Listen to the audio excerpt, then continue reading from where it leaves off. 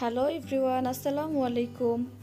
হবিস কুকিংয়ের আজকের পর্বে আমি আপনাদের দেখাবো পিৎজা সস তৈরি করে।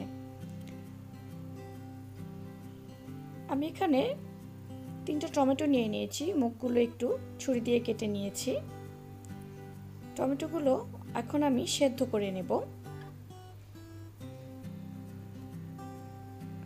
টমেটোগুলো সেদ্ধ হয়ে গেছে, এবারে এগুলোকে ঠান্ডা করে ব্লেন্ড করে একটা স্মুথ পেস্ট তৈরি করে নিব। এদিকে একটা পাত্রে আমি 1 টেবিল চামচ সয়াবিন তেল নিয়ে নিয়েছি, আর আপনারা সয়াবিন তেলের পরিবর্তে অলিভ অয়েল তেলটাও ব্যবহার করতে পারেন। দিয়ে দিচ্ছি 1 চা চামচ পেঁয়াজ কুচি, সাথে আরও দিয়ে দিব 1/2 চা চামচ রসুন কুচি। এবারে এগুলোকে একটু ভেজে নেব। ভেজে নেওয়া মানে বাদামি করে নেওয়া না, একটু নরম হবে পেঁয়াজটা।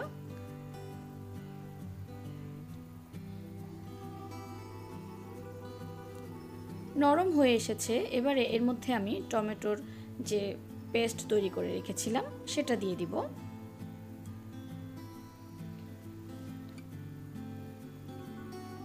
এর মধ্যে দিয়ে দিব 1/2 চা চামচ অরিগ্যানো। অরিগ্যানোটা কিন্তু দিতেই হবে, তা না হলে পিৎজা সসের আসল যে একটা ফ্লেভার সেটা কিন্তু আসবে না। আর এই অরিগ্যানোটা যে কোনো গ্রোসারির দোকানেই কিনতে পাওয়া যায়। দিয়ে দিচ্ছি 1/2 চা চামচ সাদা গোলমরিচের গুঁড়া। দিয়ে দিচ্ছি স্বাদ মতো লবণ।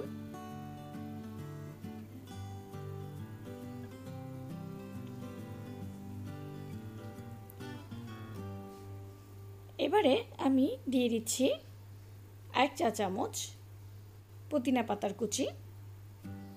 আমি ফ্রেশটা ব্যবহার করেছি, এটা স্কিপ করতে পারেন, আপনারা চাইলে দিতেও পারেন, নাও দিতে পারেন। ফ্লেভারটা ভালো আসবে তাই আমি দিয়েছি। সাথে দিয়ে দিচ্ছি 1 টেবিল চামচ টমেটো সস। এবারে ভালোভাবে নেড়ে চেড়ে মিশিয়ে জাল করে নিব।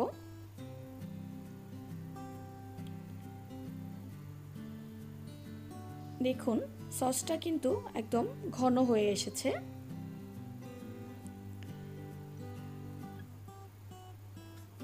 এবারে আমি এর মধ্যে দিয়ে দিব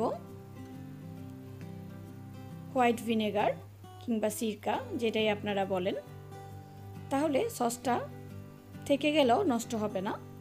তৈরি হয়ে গেছে পিৎজা সস। দেখুন বাড়িতেই কত সহজে পিৎজা সস তৈরি করে নেওয়া যায়। আশা করি আমার রেসিপিটি আপনাদের ভালো লেগেছে। ধন্যবাদ সবাইকে। আল্লাহ হাফেজ।